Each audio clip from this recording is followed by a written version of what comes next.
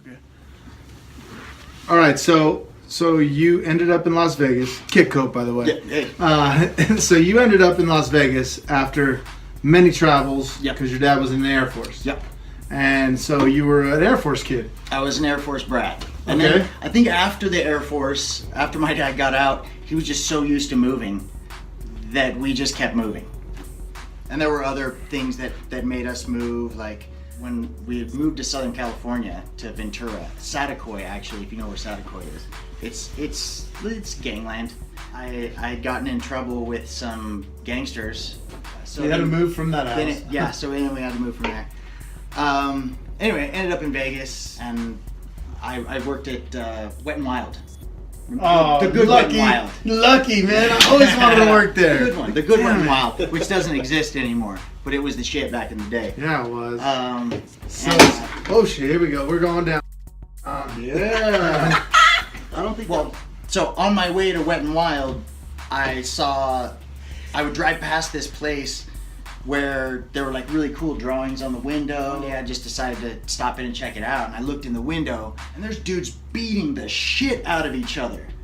And I was like, what is this? This is amazing. And so I went in, and I ended up getting a trial lesson, and Melcher Minor, who's a world champion, he beat me up real good, and I fell in love. And I was either gonna go to Thailand and wear red, white, and blue, or go to Reno and wear blue and green. It wasn't that tough. Mm-mm. So, like a year goes by, I trained nonstop.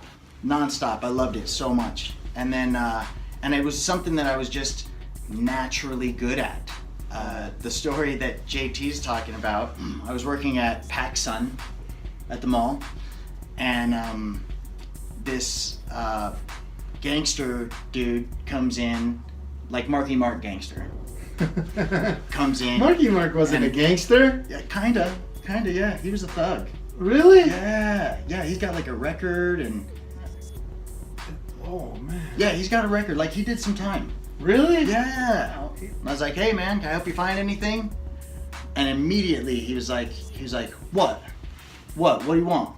And I said, no, hey man. I don't know if you know this or not, but I'm a really good fighter. Oh, you didn't even give him a warning?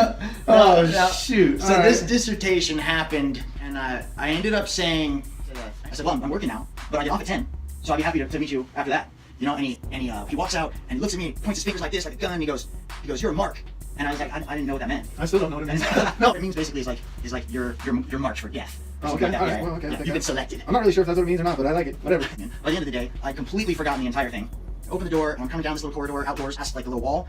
I catch one right to the back of the head. Boom! And I turn around, and it's that motherfucker. And there's 3 other dudes with him. And so I'm turning around, I'm hitting this guy, and I'm hitting this guy, and I'm getting hit in the back of the head, and I hit this guy. Like Jason Bourne? I get hit in the back of the head. I get hit in the back of the head. Yeah, I wish it was like Jason Bourne. It wasn't that smooth at all. At one point, I get hit in the back of the head. They keep hitting me in the back of the head. That's not illegal. And I go down like a 3-point stance, right? And I just remember thinking, don't go down all the way, because then you're gonna get stomped. Right. And that's when people get hurt.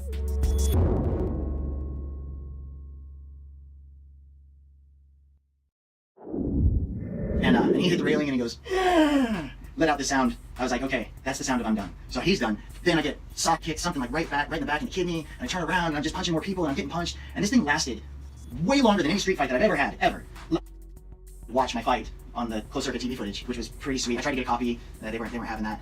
You're fast forwarding to now you're in Vegas. You meet the girl of your dreams, and she becomes your friend. And we go wake surfing, and she gets up on the wake surf, and I'm like, it's her first time. This is ever the coolest chick that I've ever seen. Dude, wow, there's nobody that good. Wow. And she's surfing, and I'm like, Kit, what are you doing? Yeah. This is your girl right here. Yeah, she was just my buddy. She not only cuts your hair and watches your dog, but she wake surfs. Yeah. This is the girl. So, and she was cool as a fan. And I was like, dude, and she's hot. It was like one of those, oh, hey, she was there all along. You should have seen it right in front of your face. We went straight to you marrying us like a year and a half later.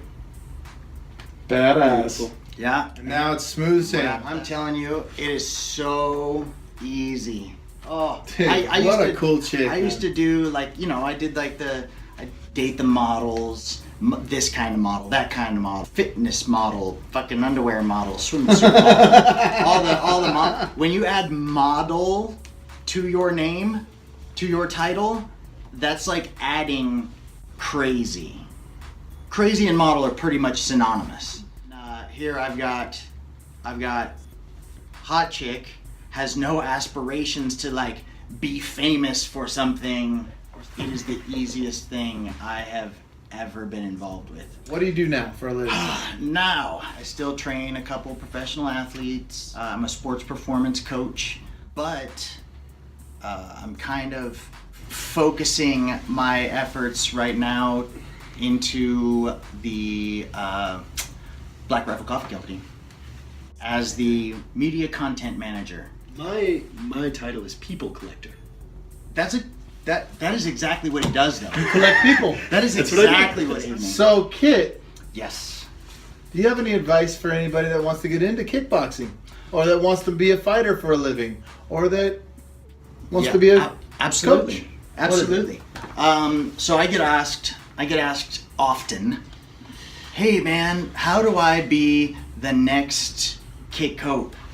How do I be the next world champion Muay Thai fighter?" Well, the first thing you need to do, before anything else, the first thing you need to do is you need to be born gifted. That's step one. First, make sure that you're born gifted. That's going to help out a lot in the future. If you're not, then it's going to be a lot of really hard work, and you'll get close. Because all the guys at the top are gifted and they put the hard work in. So your mom and dad lied to you, and they said that you could be anything that you want if you just put in the work. That's a lie. That doesn't actually happen. Yeah, just watch American Idol. Right. Because it's the gifted people in a particular discipline, whether it's singing or Thai boxing Or interviewing people. that also have a work ethic and drive and determination that are going to make it to the top. So really, I would say, to sum all that up, find the thing that you're good at.